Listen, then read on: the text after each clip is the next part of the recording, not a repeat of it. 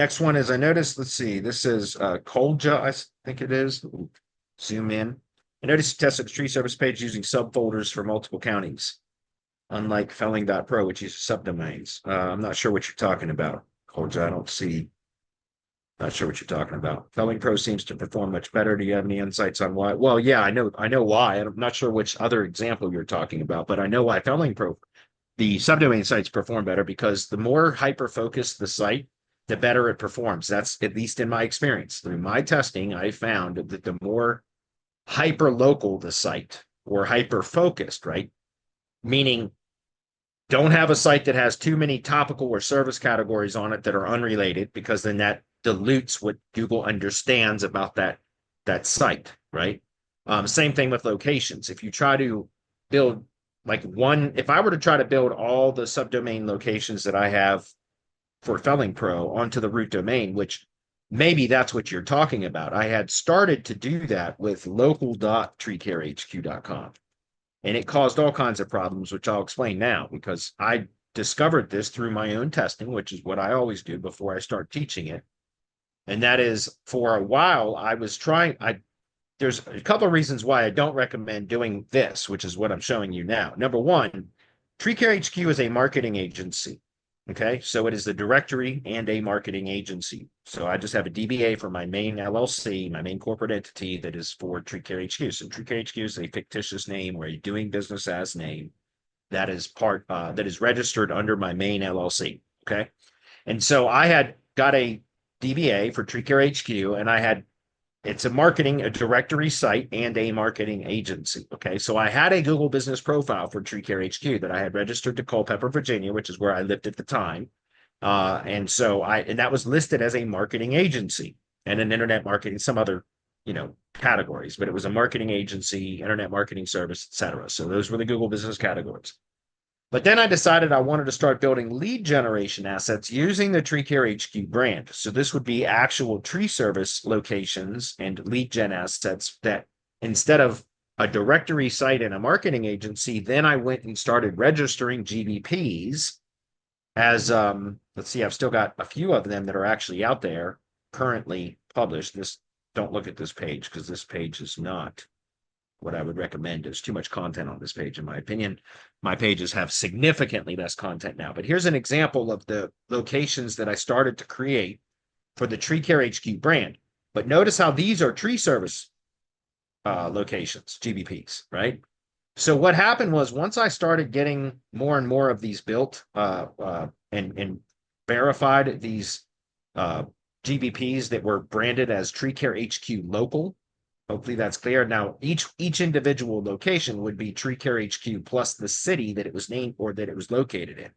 But that was those are all locations that fell under the TreeCareHQ local brand. Hopefully that makes sense. But what happened was, as soon as once I started building, several of these locations that were branded as TreeCareHQ local with the city name as whatever it was, then Google it started to ambiguate, what Google understood about TreeCareHQ, the brand.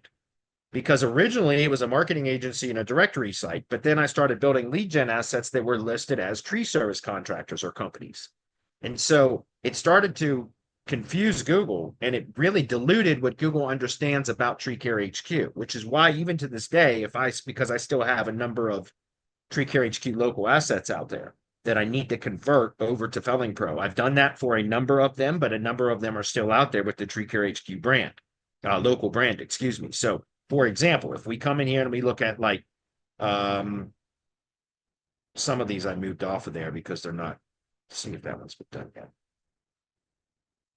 Yeah, Canadian Felling.Pro. See if I hadn't added the GBP to this one yet. It doesn't look like I did. Anyway, I had a number of other ones that were that have already been branded. So, for example, if we look at Oklahoma Felling.Pro, which is for Oklahoma County, you'll see that the Google business profile is now, this used to be TreeCareHQ Bethany, because Bethany, Oklahoma is where this GBP was registered, but it's covering the Oklahoma City area, right? So Bethany is an adjacent town right outside of Oklahoma City. And so again, I started to rebrand most of those Tree Care HQ locations or Tree Care HQ local locations as uh, Felling.Pro, because to help disambiguate what Google understands about Tree Care HQ. I want Google to think Tree Care HQ is a directory site and a marketing agency, not a tree service company.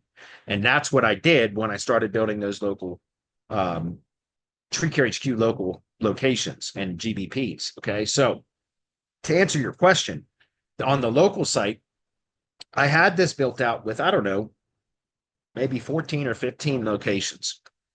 But this site never performed as well as a lot of my other tree service sites that I had built for just standalone, lead gen brands or for clients or anything else, where the site was really hyper focused on one specific area, one specific service area. Hopefully that's clear. And what I found was just from testing and then starting to build this site, that this one did not perform nearly as well as a larger site with multiple locations, because it's not hyper focused, either hyper local or hyper focused on a particular industry. This was focused on an industry, but the locations were diluted because of having multiple areas that we were targeting across multiple states. Now, I'm not saying you can't get traction that way. I've just found that the local sites that are hyper focused, right? Either hyper focused on just the local side or the topic, or really both, being hyper focused on the product or service categories that this company provides and a specific location. Those tend to perform significantly better in my experience. And so that's part of the reason why I started shifting a lot of these over into and rebranding them as Felling.Pro, because the hyper local sites on subdomains perform better because they're isolated, smaller sites specifically focused on the products or services that the tree service provides, or a tree service typically provides, and is specifically they're hyper focused for that particular service area only. And so I don't recommend doing it this way. That's why in the DHA program we teach to do it on the subdomain, like on subdomains of whatever your local lead generation brand is, because they tend to perform better. Okay, hopefully that's clear. It's a good question. We're going to move on.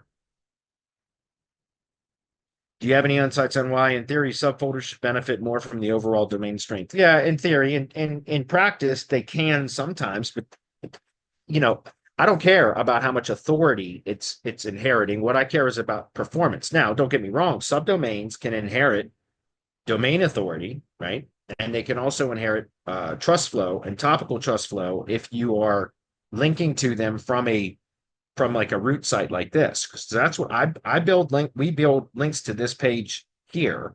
And then because we have internal links to the subdomain sites, these subdomain sites will start to accrue both trust flow in the appropriate categories from just these internal links, even if there's no external links built to the subdomain site, right?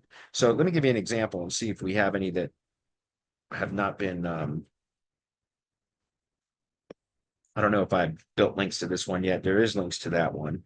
That one's actually one of my newer sites that I just rebranded from just a generic Lynchburg tree service brand to that. And let's see if I had Sutrix open. Usually do see it. That one's doing quite good, actually, for being a new site that I just deployed, like, I don't know, not very long ago. Take a look at that one really quick. That's going to be this one. Yeah, so this one that's Lynchburg Felling.Pro. That's the one I just pulled up. And you see this one's doing really good. We got 25 keywords in the top 10, 8 keywords in the top 3. And it's a new site with very few backlinks, as you can see. I got too many things open. There's not a whole lot of backlinks built to it, but it's still doing quite well. But what I was going to do was try, God damn it, I keep doing that. It's driving me nuts. Try that again. All right. So we'll try one more and see if we can find one that we haven't built any links to yet, or very few, if any. Let's try this one.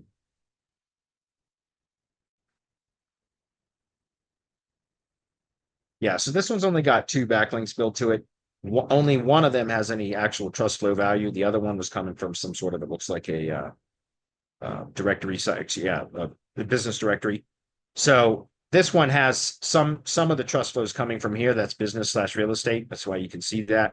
It's only one link, though, that has any trust flow. So the rest of the trust flow that's flowing into this site is coming from internal links from the root domain, which is what I was showing you here, from this domain here.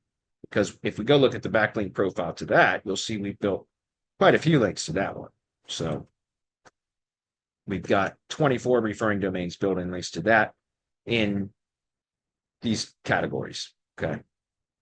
So anyway, hyperlocal sites tend to perform better.